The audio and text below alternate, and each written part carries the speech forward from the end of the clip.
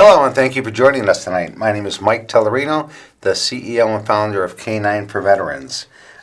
Tonight, we have a special guest. Her name is Wendy Meyers. Wendy is the CEO and founder of Bubba's Dogs for Warriors. It's an awesome organization, and she has a son, had a son, Brandon Meyers, who is was a Vietnam veteran Marine. Why don't you tell us a little bit about your organization first? Bubba's Dogs for Warriors was started after my son had died by the demons of PTSD.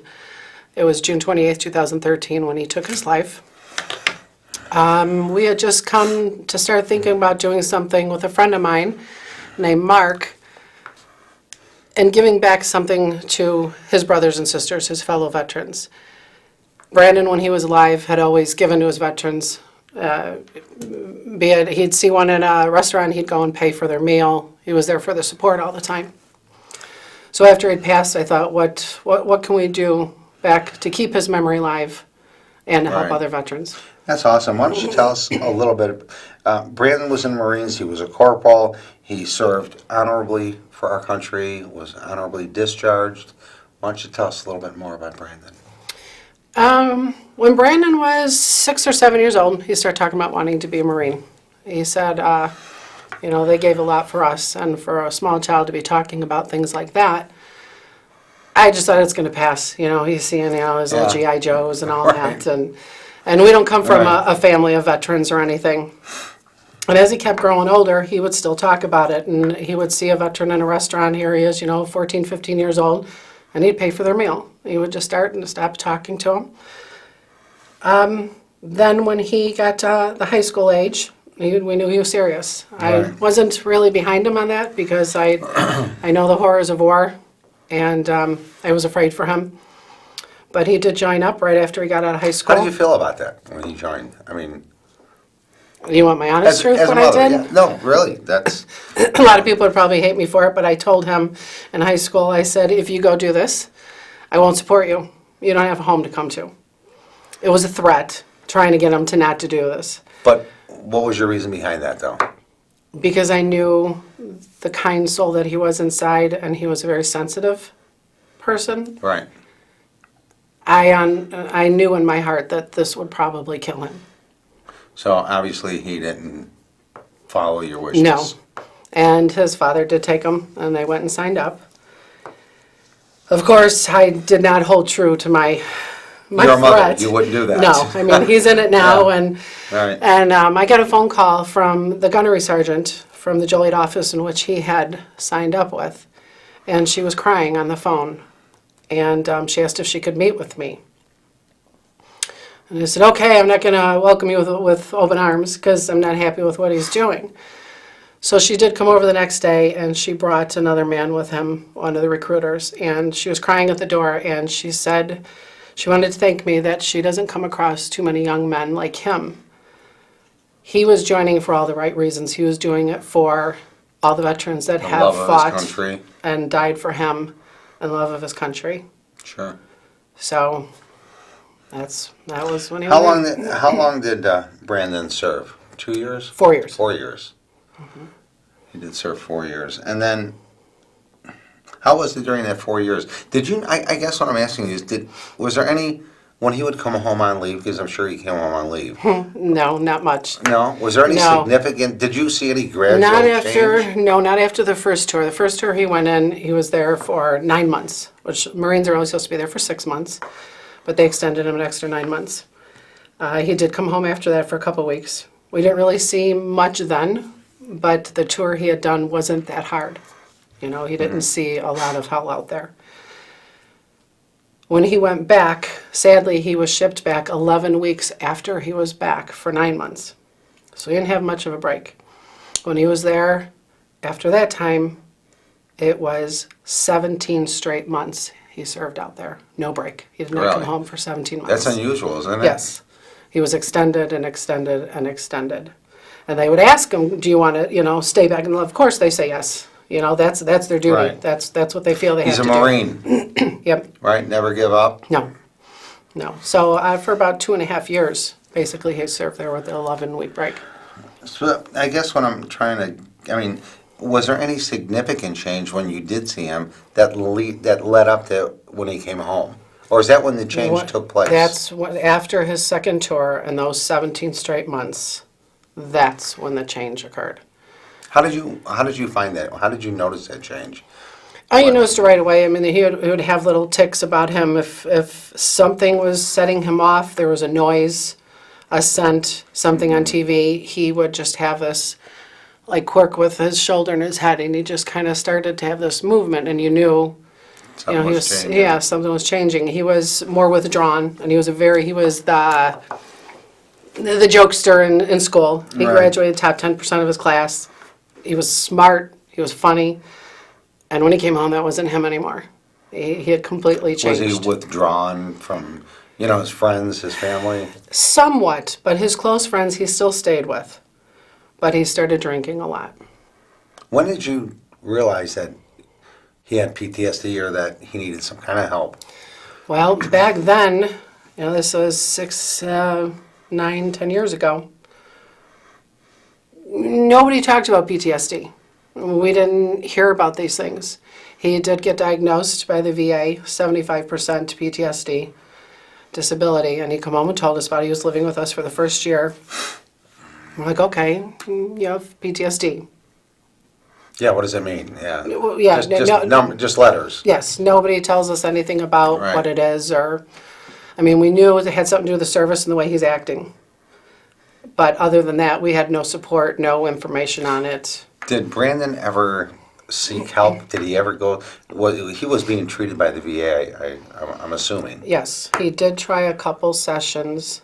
They had him set up via telecom with a counselor. The first time I believe he was talking to somebody in Texas. And when he went back the second week, he was talking to somebody in Arizona. So they didn't even keep him with the same counselor. And then when I talked to a counselor after he had passed about that, he had said the VA knows that works less than 5% of the time.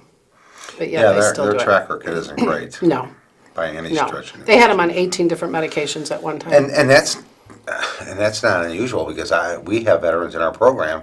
When they come to us before they get that service dog, they're in the same 16, 18. Right. They take 4 to go to bed, 4 to get up, 4 to get through the day, and 4 whenever they want them. Yes.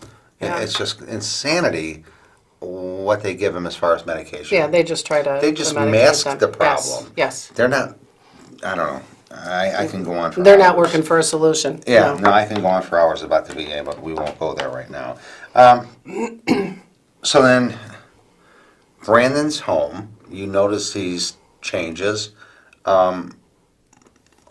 What do you think led up to his suicide? There's a few factors.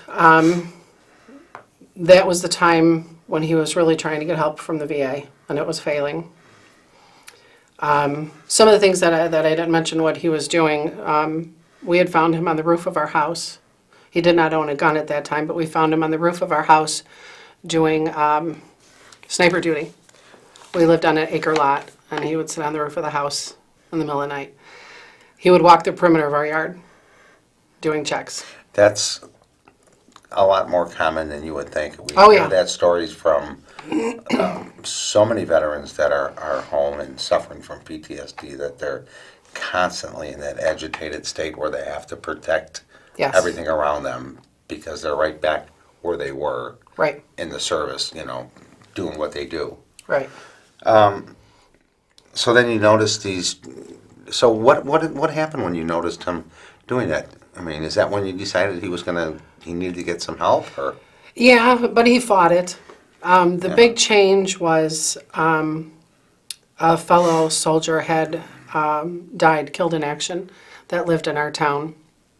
And I told him I was going to go to the wake and asked if he wanted to go with. So he said he would. And when he was there, he broke down for the first time. He was breaking down, and he was talking to all the other veterans that were there. And he had gotten cards from them, phone numbers, Right, to for some follow up for some buddy support. Support, right. Right. So at that point, I knew, I think it's time we can try and get more help for him. So we had organized a welcome home party for him when he had come out of a store in Plainfield, and we had over 400 people there.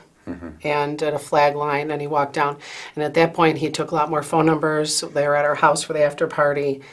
And this is it. He's going to start getting help. Right. So he was going to the VA for those couple sessions, and it didn't work. He had seen our family doctor and gotten off of all but 2 of the pills. We thought he was starting to get better. The month that he died, June 28th, he had a friend that had died in his arms in Iraq on July 19th while he was out there. And he struggled with that every year. He talked about Lowry all the time. So we know that possibly had something to do with it. It was leading up to his death. And with fireworks going off, he had a problem with hearing that. It always set him back to where he was. Sure. So we think That's a combination. one of the triggers. Yes. That, People don't understand that. Okay, the 4th of July, we try to put it out on Facebook for our veterans to be conscious of the fact that you may have a veteran living next door to you. Those fireworks may be just fireworks to you, but to a veteran who has PTSD, that could put them right back at war. At war. And who knows what effect that'll have on them. Right. So please, as a plea from Wendy, from myself, be cognizant of the fact that you may have a veteran who has PTSD and you have no idea what those bottle rockets that you're going to shoot off, what they could do to our veterans. The suicide rate does spike at this time. Yeah, so please be careful out there. Anyway, so then... So leading up to his death, Right. what had happened, he took his life on a Friday. The Sunday prior to his death, he was at my house, and he had said that the 7th guy in his unit that he served with... 7th guy in his unit. Had just died by suicide. How terrible. And he was crying, and I started crying, and I asked him, Brandon, would you ever do that? Would you ever think of that? And he said, no, Mom, I want to live. And that following Friday, he took his life. How did you find out about it? It was the day of the Blackhawks celebration winning the Stanley Cup. And we were trying to get a hold of him that day to come out with us to Chicago to celebrate, me and my daughter. And the day before, he said, no, I didn't want to go, and I was pleading with him to go with us the next day. Well, and I tried calling him a couple times throughout the day. He wasn't answering, and I knew in my heart, I felt something is really wrong this time. There's a lot of times he ignored our texts, and he's 25 years old, that's what he does. But I knew something was wrong. So after we got home, my daughter said, well, I'm heading out. He lived in Aurora. I'm heading out that way, so I'll stop at his apartment. She turned the corner, and there was police cars, an ambulance, and a fire truck right where his apartment is. How he was found, one of his friends where he was working, he didn't show up, so his friend went to his work. And Brandon's apartment door was always open. He was always the place where everybody can go and hang out. And he found him. Yeah, we could sit here and say, God, I know how you feel. First of all, no mother should have or father should bury a child. That just doesn't work that way. So for someone to sit here and say, I know what you're feeling, I know how you're feeling, I could honestly say, no, we don't. Until you've experienced the loss that you've experienced, which is probably one of the worst losses you could suffer, how do you go forward with this, In the beginning, you take it second by second, Right. breath by breath. There's days that you think you're not going to do it, you're not going to make it. Have I had thoughts of suicide? Yeah. Oh, yeah. I've been in counseling for 6 years. Still go. One to 3 times a week. But because of the pain I know that this has caused after Brandon has left, I talk to veterans and tell them, your PTSD doesn't go away, you just give it to your family. We talked about that earlier where we had a conversation about the caregivers of veterans. that have PTSD, there's a real diagnosis out there that secondary PTSD from being with a person that has PTSD, that their caregiver is very susceptible to getting that. Yes. Oh, yeah. That's a really, it's just amazing. You were at our memorial for K-9, for the Forgotten Warrior Memorial in Shanahan. You were actually one of our guest speakers there. There's not been a memorial like that anywhere in the United States, to my knowledge, to recognize the veterans who lost that battle. And not only to the veterans who lost that battle, but to the families, to pay some kind of honor to them for the loss of their child. What did that mean to you? And I'm asking you that as a person who's responsible for making it happen. What does it truly mean to the mothers and fathers who come there and visit that memorial? It means everything to us because I even have from the government a letter from them stating that Brandon's death was a direct result of his service. But he's not recognized in that way. You're only recognized if you're killed during your enlistment, during your actual active duty. He died because of the war, but the The same government wound doesn't. that another veteran may have received while he was there from Yes. combat.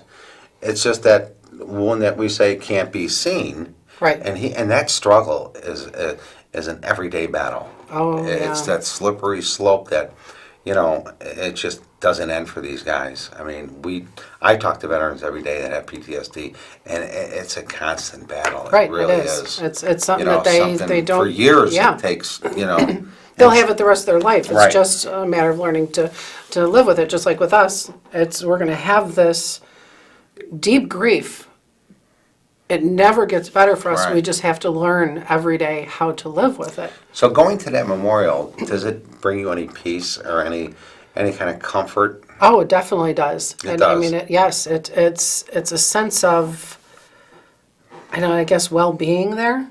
You feel weight off your shoulders just because you're in a place that is honoring. That somebody acknowledges Yes, your they're loss. acknowledging it and honoring Right. those that did die out there.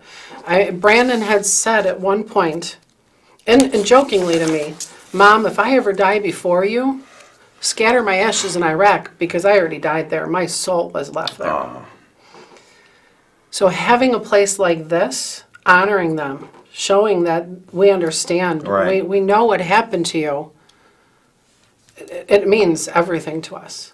it was so emotional to hear you speak there that day, because you didn't read it off a speech like I'm doing tonight from my notes. That came from your heart, and it was so heartfelt that I don't think there was a dry eye in the house. I mean, and if I'm correct, it was pouring down rain, Yes, it and was. and no one got up to leave. No.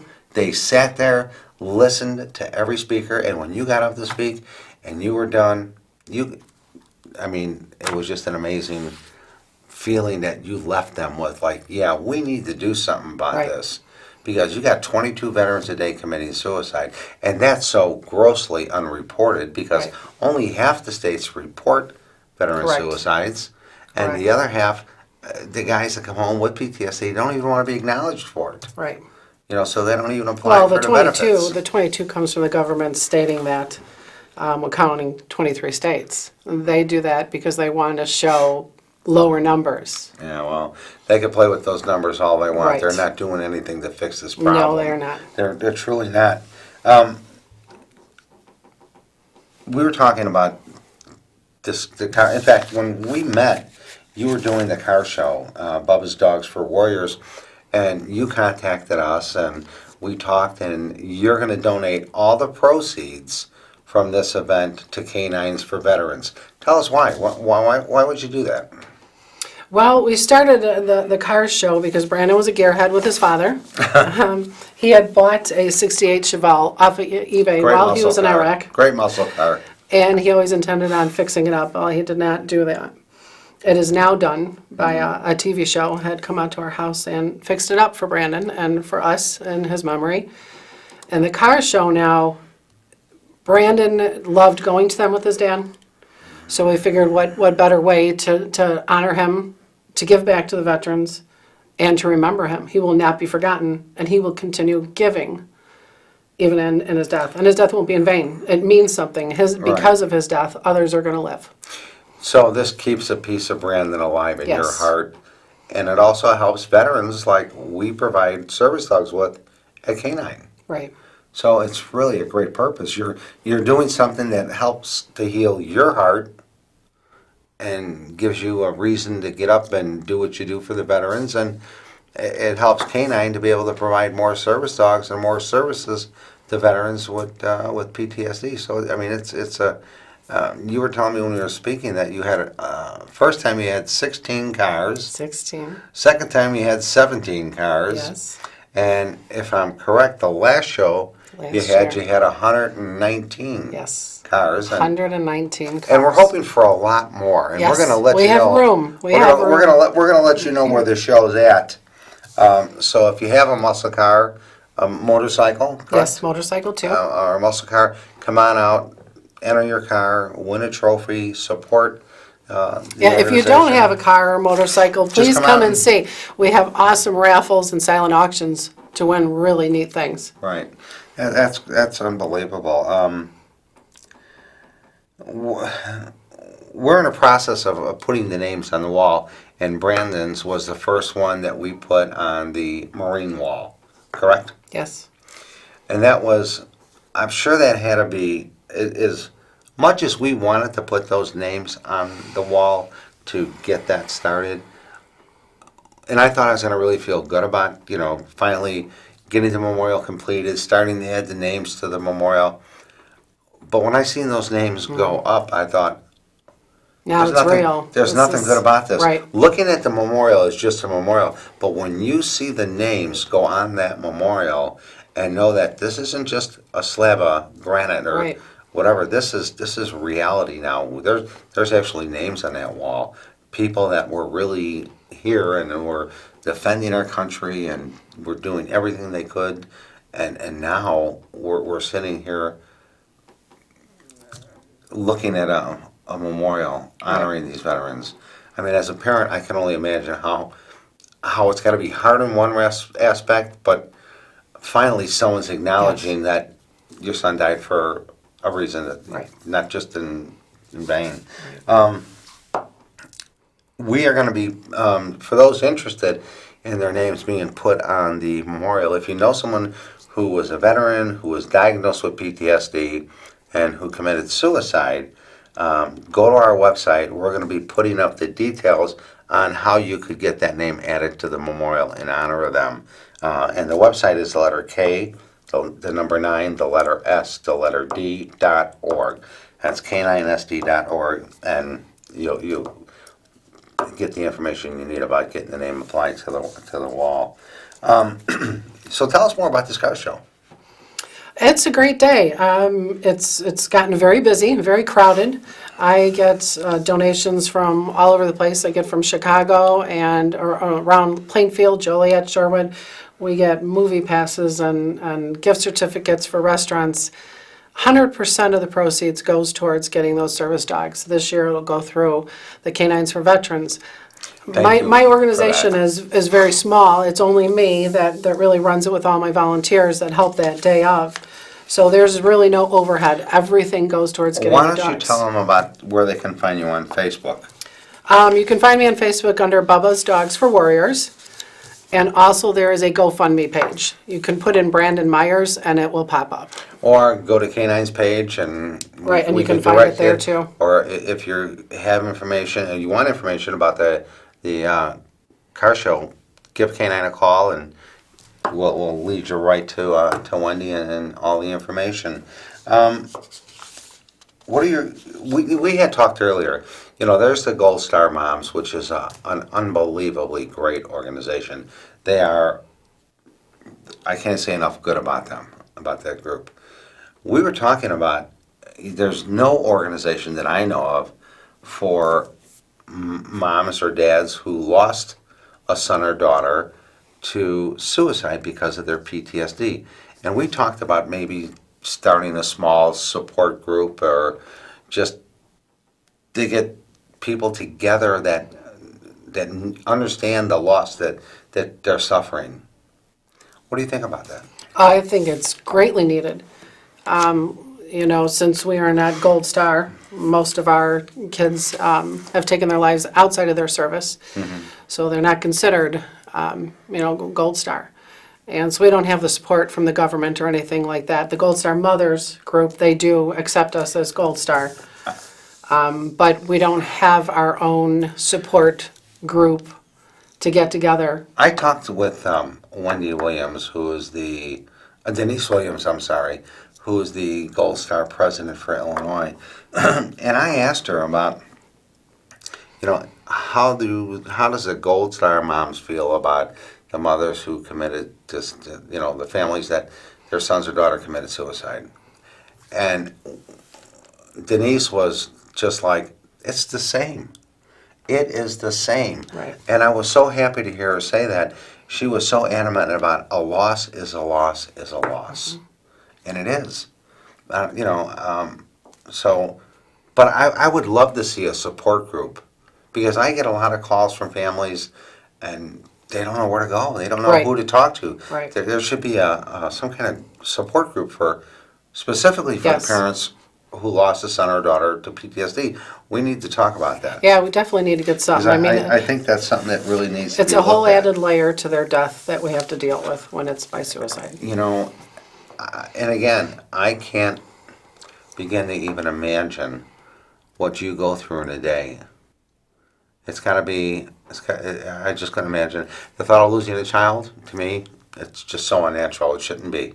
So for you, and what you're doing, it's amazing because you're keeping Brandon's name alive and in your heart, and you're helping other veterans at the same time. Well, and they're helping me too. I have become friends with many of them. And them just hearing that somebody like me, just an average mom, cares about them, Right. helps them. And them checking in on me helps me.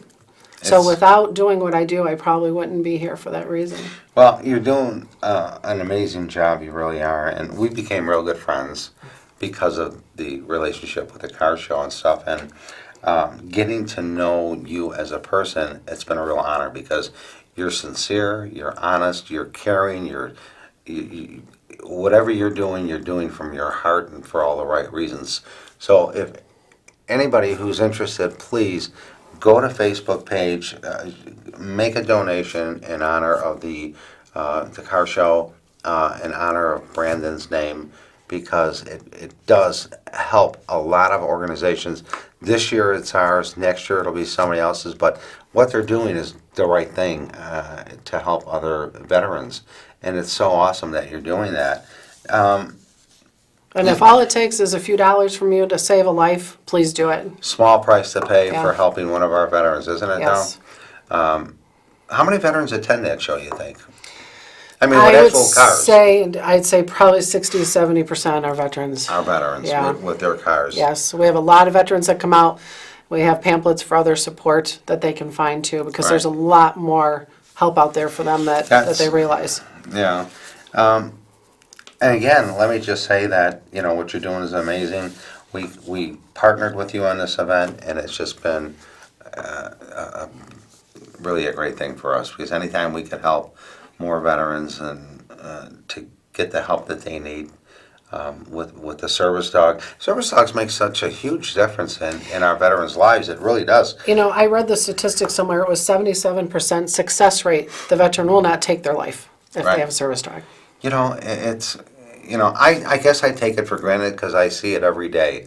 I see the difference when these veterans come in before they're placed with their service dog to after like 90 days of them being with their service dog to watch the transformation that they make with the, when they come in, they're a little apprehensive. Right. But anyway, we're here tonight, and I'd like to thank Wendy Meyers for coming in and sharing her experiences, and also talking about the car show that we're going to be doing, Again, go to our website, make a donation, come out and visit the car show, win a lot of great baskets and 50-50. You can win some money and help a veteran at the same time. The car show's in Plainfield, Right, July I'm 13th. sorry, July 13th in Plainfield. It's right down in, Is it July 14th? yeah,